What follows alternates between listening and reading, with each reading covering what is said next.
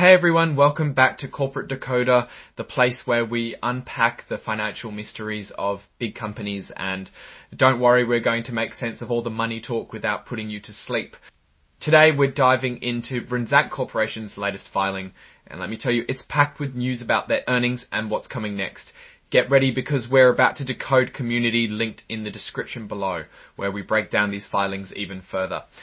So Renasant Corporation has just released its report as of July 22, 2020, 2025. It's all about their financial results and what they're telling us about the company's health. Renasant Corporation is publicly traded on the New York Stock Exchange under the ticker symbol RNST. Its common stock had a par value of $5 per share. And that's pretty standard bread and butter for a company like this. What this tells us is that Renasant is a firm that's accessible to a wide range of investors. Now let's get to the juicy bits. Renasant Corporation has put out a press release detailing their earnings for the second quarter of 2025. This is a big deal because it gives us a snapshot of how the company is performing in the most recent period. They also made available some presentation materials prepared for their earnings conference call. So we've got the official numbers and the management's talking points rolled into one. The main focus of this filing is the company's financial performance, its results of operations and financial condition. Think of it as a checkup for Renasant's money matters. Before we jump into the numbers though, there's a crucial part of these reports called forward-looking statements. This is where the company talks about what they expect to happen in the future. They use phrases like believes, what's to happen in the future. They use phrases like believes, what's, projects, or anticipates. It's like they're making a prediction about their own business. But here's the catch. These predictions are based on current beliefs and expectations of management. They can be influenced by so many things we don't know about yet. Economic changes, competition, new laws, you name it. So while they give us a glimpse into the company's strategy and plans, we need to remember that actual results can be very different from these predictions. The company itself warns that these are not guarantees and that investors shouldn't rely solely on them. It's a very important disclaimer. They use specific wording to flag these future-looking statements. When you see words like believes or appears or future predictions like will likely result, you know they're talking about future possibilities, not past certainties. And when they use future or conditional words like will, should, would, or could, it signals that these are potential outcomes, not definite facts. This sentence alone is a huge red flag when it comes to those forward-looking statements. It's basically saying that even though management thinks they're making good predictions, a lot of things that could mess those predictions up are completely out of their hands. Think of it like planning a picnic, but knowing a hurricane could show up. They have to plan for the picnic, but they also have to acknowledge the hurricane. One of the biggest things Renasant is dealing with right now is the integration of their recent merger with the First Bancshares Inc. They're talking about how well they can merge the operations, keep customers happy, and actually save money from this deal.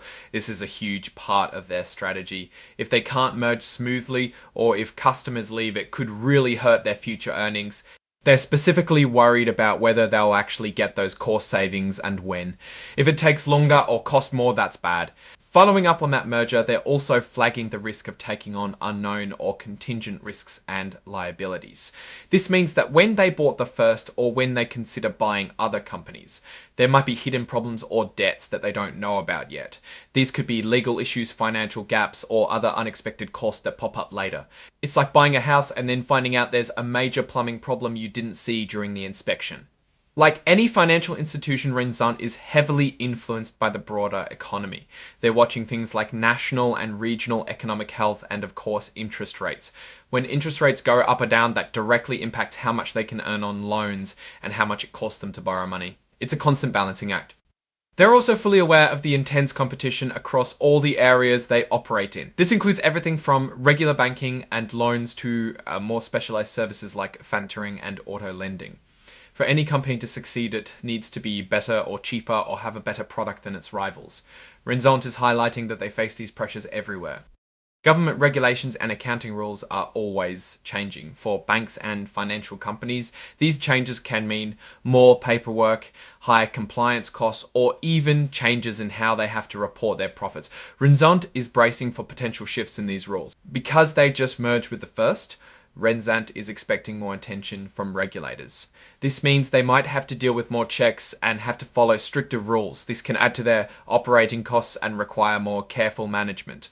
Now, this is a core risk for any bank. They are looking at their loan book, meaning all the money they've lent out and their investments. They're concerned about whether borrowers will be able to pay back their loans, especially if certain industries they lend to start struggling. Also, high or low interest rates can make their investments worth more or less. So they're constantly monitoring the health of their assets. This is a critical accounting point. Banks have to set aside money for loans they think might not get paid back. This is called the allowance for credit losses. If they underestimate how many loans will go bad based on wrong assumptions, their allowance won't be big enough. This could lead to unexpected losses that hit their profits hard. This is about how the bank gets its money to lend out. They get money from customer deposits and from borrowing.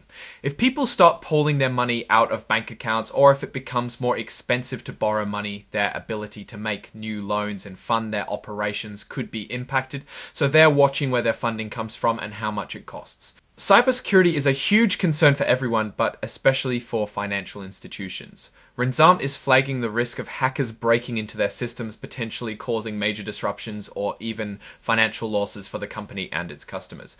A breach could damage their reputation severely. External events like international conflicts or terrorism can also affect the economy. Renasant is acknowledging that geopolitical instability that their business by affecting overall economic conditions.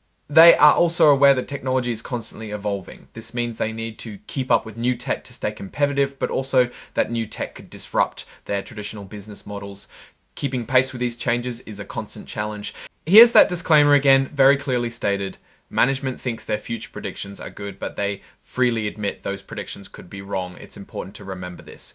They mention that all this detailed information, including their annual and quarterly reports, are available for anyone to look at on their own website and on the SEC's website. It's all out there for diligent investors. This last bit is crucial. Renasant is stating that they don't promise to update their public statements if something new comes up or if their predictions change. They'll only do it if the law requires them to. This means any press release or forward-looking statement is essentially a snapshot in time. They aren't obligated to keep it current. This filing also lists specific exhibits. Exhibit 99.1 is the actual press release from Renasant Corporation that announced their second quarter 2025 earnings. This is where the core financial news is. And then there's Exhibit 99.2. This is the presentation materials they put together for their earnings conference call. This usually includes slides with charts and key figures that management uses to explain the results in more detail to investors and analysts. It's often a great way to see the highlights they want people to focus on. And that's it from the top leadership signing off on this report. Kevin D. Chapman, the Chief Executive Officer, has officially approved this filing. And now let's talk about what this all means for Renasant Corporation. The company is clearly focused on growth through acquisitions and integrating those. Acquisitions is their top priority. The merger with the First Bank shares is a massive undertaking, and how well they manage the integration will define their success in the near to medium term.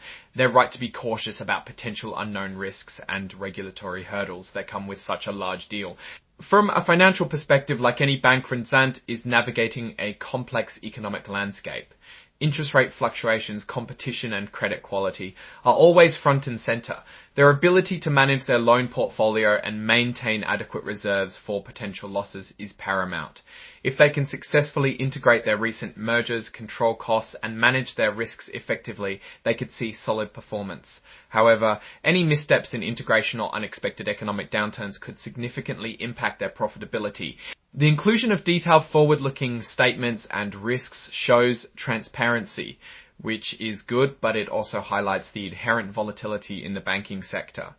Investors should pay close attention not just to the reported numbers, but also to the commentary on integration progress and the broader economic outlook.